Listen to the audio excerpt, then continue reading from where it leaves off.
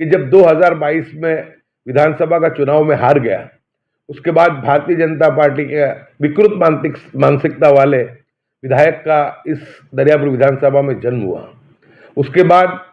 Municipal corporator के कामों को रोकने की बहुत कोशिश की गई, क्योंकि आप सब जानते हैं कि गुजरात सरकार, केंद्र सरकार और कॉरपोरेशन सभी भाजपा की है।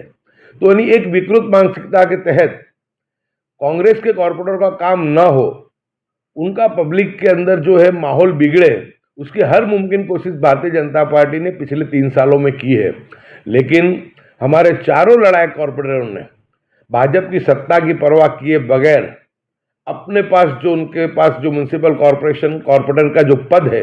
उस पद का मजबूती के साथ बोर्ड में आवाज उठाते हुए,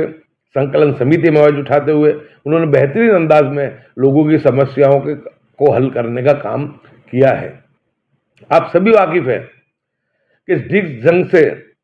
एक विधायक के चुने जाने के बाद आज 3 साल में जो स्थिति यहाँ पर पैदा हुई है अहमदाबाद शहर में, यहाँ पर सबसे पहले इन्होंने पाथरना बाजार जो 3 दरवाजे उसको बंद करवाने का काम किया। दूसरा, टॉरेंट पावर की इतनी सब रेड करवाई है इन्होंने मुस्लिम इलाकों में, गलत तरीके से लोगों को जो है अपना शिकार बनाया, और आज 4 करोड़ से ज़्यादा का जो है गलत तरीके से लोगों को दंड भरने पे ये भारतीय जनता पार्टी के विधायक ने मजबूर किया है। कहीं पर मटन की लारी हो,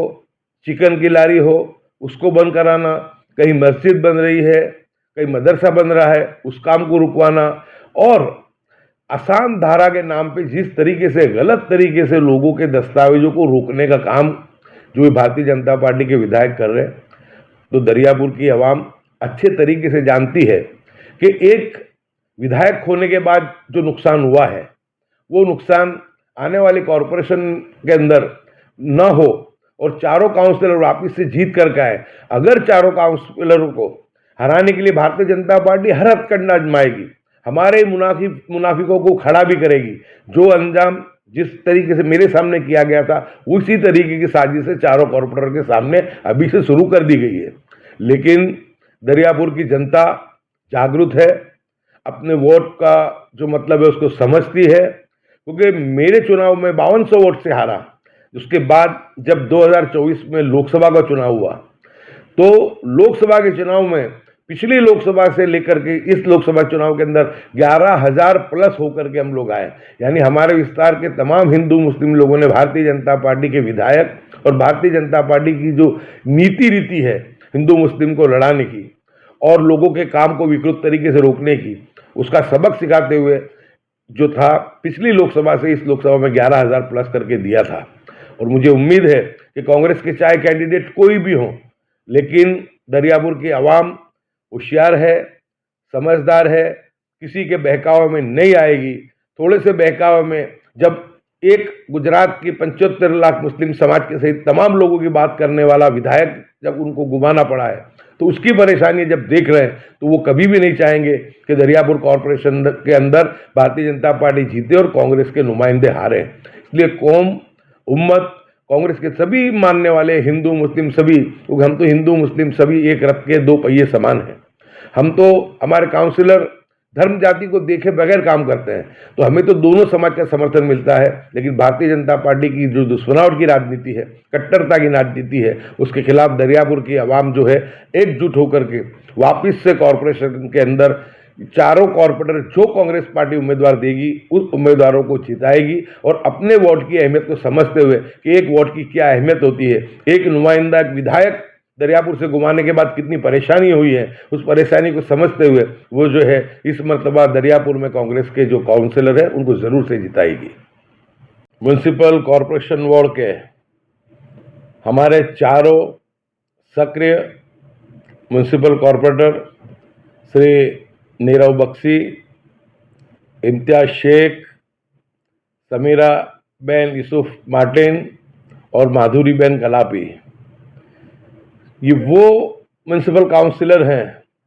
कि मैं मानता हूं कि गुजरात में सबसे ज़्यादा सक्रिय कार्यकर्ता के तौर पे इन्होंने काम किया है। सुबह 9 बजे से चारों कॉरपोरेटर अपनी ऑफिस के ऊपर मौजूद मिलते हैं और वहाँ पर बैठ करके लोगों की समस्याओं को सुनना,